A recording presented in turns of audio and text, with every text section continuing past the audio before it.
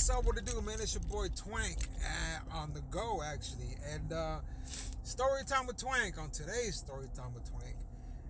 Actually, my boy George. Shout out to George if you're gonna be watching this, which I know you are.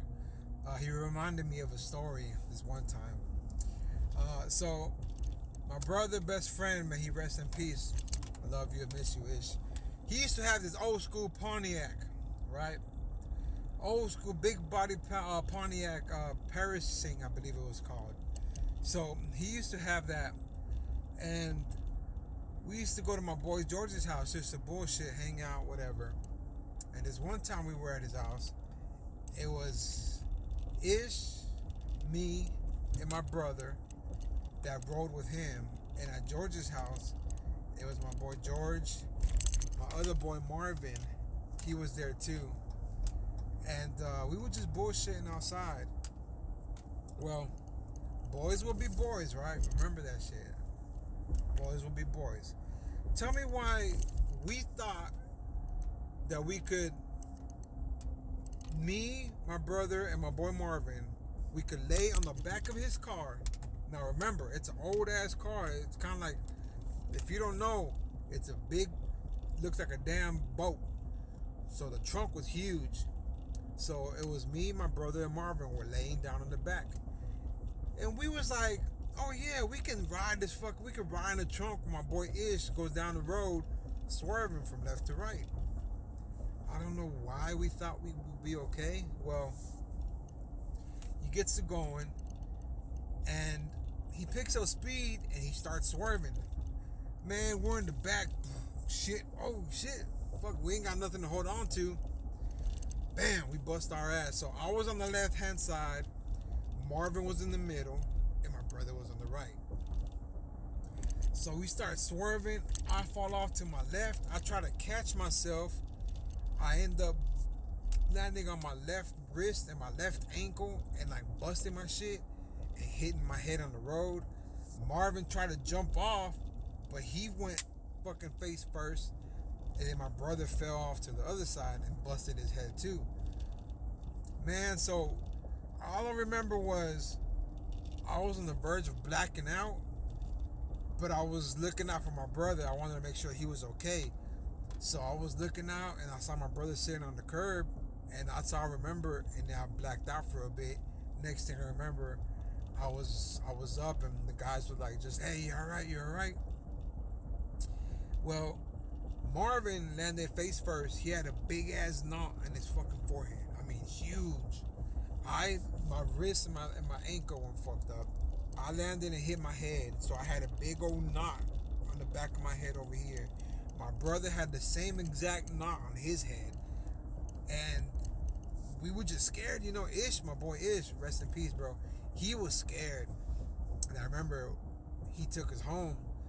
And he was so pale because he was so scared and didn't know what to say. So we walked in, and my mom noticed right away that something was wrong. And she was like, ¿Qué pasó? ¿Qué pasó? What happened? What happened? And Ish was just like frozen. So I was like, you know what? Like, I'm not gonna let my boy take the fault for this. So I just told her, oh, you know, me and Vic, my brother, we were riding a go-kart, and I flipped it, and we pretty much, it threw us out of the go-kart, and that's you know, that's what happened. Like, and Ish was like still frozen up. He didn't know what to say. So my mom, being my mom, you know, she got all panicked. And I mean, as she should, because we had this huge knot, but it was like tender. It was soft, like you can squeeze it, and it's almost like it was just like a big like I don't know, like a big bubble on the head. So she was worried. She took us to the ER. We got x-ray scans and everything. I don't remember if I think my brother had like a mild concussion. Same with me, because, you know, they told us don't let him go to sleep for a while, and they did x-rays on my wrist and my ankle. They said they couldn't find anything wrong with it, but to this day, I don't have much strength on my wrist, and sometimes my ankle gives out. So I know there's something wrong.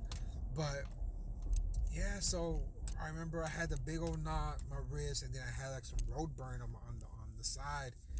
And they had to dress it up, and I had to change it, and it would suck because when it was healing, like the blood will get dried up and it'll get stuck to the fucking wraps, and I'll have to peel them off, and I would just reopen them. Oh man, it was horrible. But I was more concerned for my brother. Excuse me. I was more concerned for my brother, because he was obviously younger, but he had the same injury. And little by little, we started getting better, but we never really told my parents what happened. I never let my boy Ish um, take the blame for it, because it's like I know if we would have told him what happened, they probably would have got mad at him, and I was like, nah, we were just being stupid. But that's one of the stories that we always talked about. We're like, yo, remember? He's like, remember when I almost killed y'all? I was like, bro, that shit was fucking wild because we were just kids, man. We were just kids, and we were just up to no good, and like the stupid shit we get into. But yeah, that was one of the times where boys being boys almost got us fucked up, and we thought we could ride on the back of a trunk while he's going up and down the street swerving. So kids, do as I say, not as I do, and just learn from my mistakes. But that was story time with Twank. I'll see what other stories I can come up with. And George, thank you for reminding me about this one, man. Never gonna forget this one. Peace out, y'all.